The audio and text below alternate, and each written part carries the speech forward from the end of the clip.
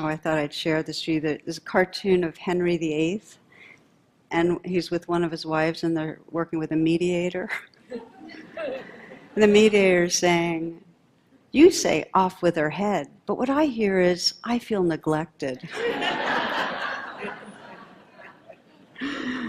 I can imagine that mediator didn't last long. No. Okay, so again, conflict is an expression of emotional stuckness, that we're trying to get needs met and it's not working. And it's also egoic stuckness, that we're stuck in a pattern and living in an identity that's confined. So offering attention is part of our evolutionary unfolding. It's just moving from that egoic state to a more enlarged space of awareness. Now, that's the simple nutshell summary. Now I'm going to spend the rest of the time with the challenges to what I just put out, because there's a lot of challenges. And I want to clarify that not blaming does not mean that we put aside discriminating wisdom. It doesn't mean that we don't recognize where there's could be harm to us and protect ourselves. It just means that we're not buying into the aversive blame of, you're bad, it's your fault. Challenge number 1, biggest one of them all, is, but it seems as if the other person, or I, really am wrong, really am bad, it really is my fault, or it really is your fault. It really seems that way. So what do we do when it really, really seems that way? And I can say that in the first stretch of that conversation with Jonathan, from my view, he was wrong. That was just the mindset. What happens when we're living inside that? And I want to say that we've had tens of thousands of years of conditioning, part of the whole tribal mentality, and we spent 1,000 times as long in tribes as we have not in tribes. The tribal cohesion was built on creating an other that was wrong or bad. That's the way it worked. The other was different, was a threat, was bad. And so when we feel insecure or unloved or unsafe, we're rigged to focus on the perceived cause and make it bad. That person's the danger, they're bad.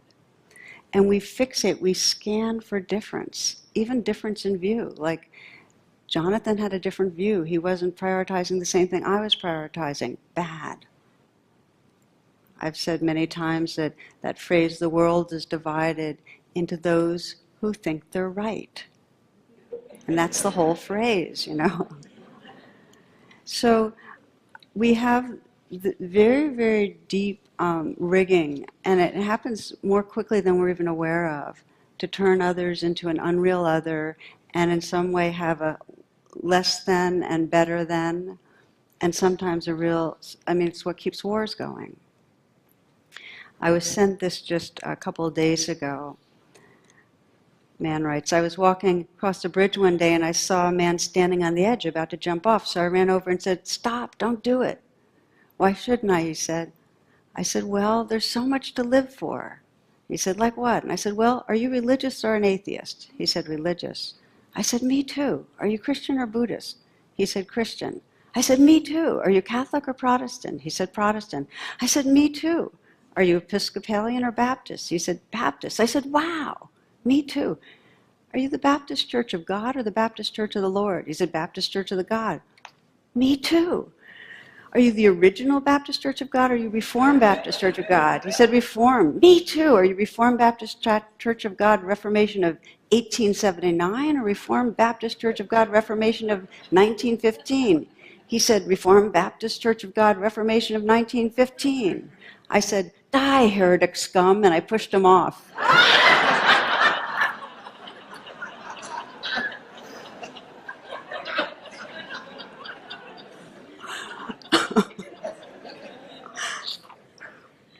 Oh, I thought that was great.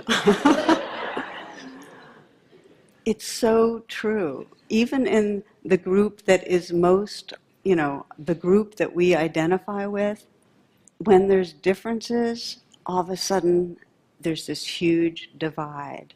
It's painfully true.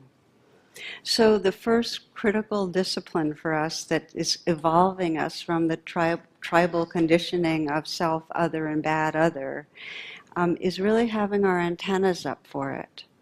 And there's the word should or shouldn't is one of the best words to keep an eye out for. Anytime we're in the mode of blame, in that limbic system grip, we're not going to be able to process the inner experience that needs attention and healing. It just keeps us from processing. So people will ask, well, what about really horrific crimes? Don't you then make somebody wrong, or isn't that really bad? And it's no different. Whatever you're experiencing from that horrific crime, you can't process it unless you put down the idea of right and wrong. The phrase I draw on a lot, which came from a movie, came from a description in the movie of an African tribe, the Ku, in Matobu. And they say that if someone's murdered, they have this drowning man ritual. The family goes to the edge of the river, and the killer is taken out in a boat and bound up so he can't swim, and then dropped into deep waters. And then the family has to make a decision. And they can either let him drown or they can swim out and save him. They have to swim out and save him. And the Ku believe that if the family let the person drown, in other words, if they seek revenge, they'll have justice, but they'll never heal from the wound of loss.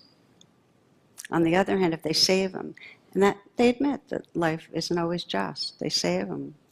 And if they accept the reality of the loss, that very act can begin to heal their sorrow.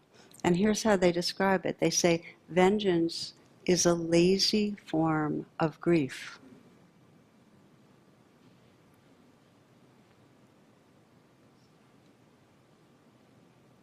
If we really took that in, vengeance, meaning any time that in some way we're trying to get back at, we're putting somebody down, we're blaming, we're resenting, in some way it's a cover for, it's keeping us from the place that's really needing attention. It's easier than paying attention, but it prevents us from connecting with ourselves and then being able to connect with others. So the primary challenge really is one of our kind of addiction to blame and the seduction of blame. And the primary teaching is that in the moments that we can wake up out of that and see it and let go some, we become empowered to heal.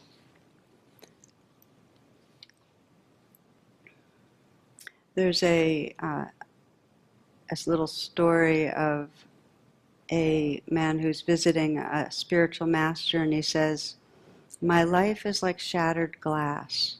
My soul is tainted with evil. Is there any hope for me?" "Yes," said the master.